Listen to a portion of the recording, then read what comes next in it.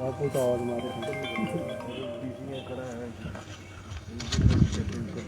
कर। आप सबको नव वर्ष की बहुत बहुत शुभकामनाएं। आप 2 वर्ष पहले का हमारी सरकार का कार्यकाल 11 दिसंबर को पूर्ण हुआ है और पिछले कल ही बीता वर्ष जो है जब सत्ता संभाली थी उसमें प्रदेश की अर्थव्यवस्था चरमरा गई थी। हमने फैसले किए और फैसले करने के बाद हमारी अर्थव्यवस्था और 4,000 करोड़ रुपए तक का जो हमें टैक्सेस आने चाहिए थे, रेवेन्यू आनी चाहिए थी, ग्रांट्स आनी चाहिए थी, वो नहीं मिली। तो 4,000 करोड़ रुपए का उस बजट में होल भी होता है। पर हम कब तक कर्ज पर कर्ज लेकर प्रदेश की अर्थव्यवस्था को और कमजोर करते जाएंगे? 2 साल में हमने 28,000 करोड़ उस लिमिट से ज्यादा नहीं ले सकती है, जो भी भारत सरकार की गाइडलाइंस होती है उसके हिसाब से लिया जाता है। पर हमारी सरकार और हमारी मंत्रिमंडल के सभी सदस्यों ने कई ऐसे फैसले किए जो समाज के हित में हैं, कई ऐसे फैसले किए कि जिससे हमारी आय बढ़े और इस दृष्टिकोण से हम व्यवस्था परिवर्तन करते करते हिमाचल प्रदेश की अर्थव्यवस्था को पटड़ी पर लाए हैं।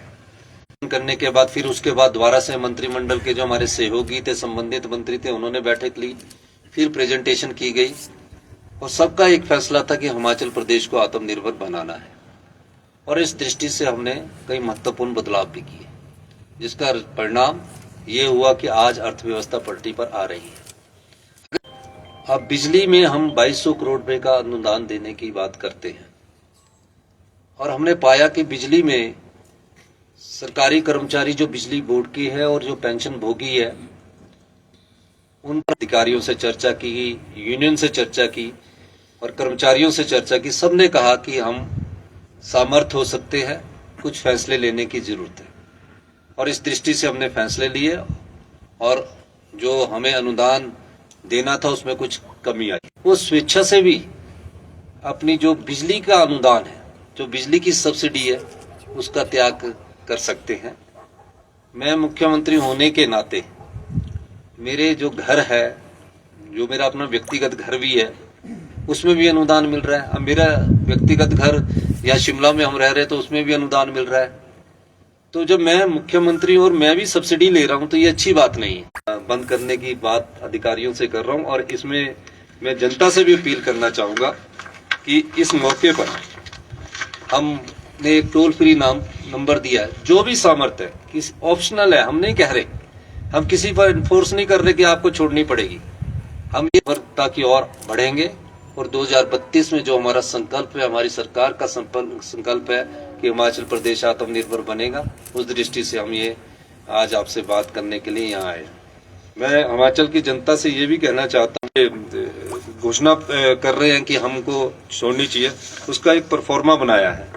उस परफॉर्मे के अनुसार ये हमारा परफॉर्मा है। इस परफॉर्मे को भरकर बिजली बोर्ड के जो स्वेच्छा से छोड़ना चाहे उस दृष्टि से परफॉर्मा बनाया जाएगा। हम अनुरोध करना चाहते हैं कि जो भी अपनी सब्सिडी विड्रॉ करेगा वो कृपा करके अपने मीटर्स के नंबर के साथ अपना परफॉर्मा जो हम भर के उनको देंगे उसके अनुसार करें, ताकि जो बिजली के अनुदान के रूप में जाता वो बचेगा। यही मैं आपको कहना चाहता हूँ। आपका बहुत बहुत धन्यवाद। ये फैसला हमारे मंत्रिमंडल में अनौपचारिक चर्चा के दौरान कल भी हुआ, विधायकों से हमारी सबसे बात हुई और यह हमने फैसला किया है।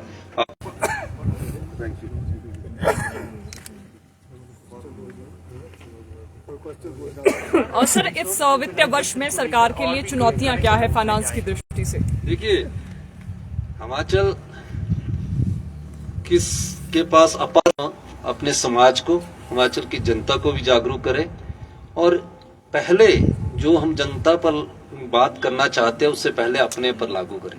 इस दृष्टि से हम आगे बढ़ रहे हैं और इसमें कोई दो राय नहीं कि जो भी समस्याएं हैं उसका मुकाबला हिमाचल की जनता, प्रदेश के देवी देवताओं के अनुसार फैसला अलग चीज है।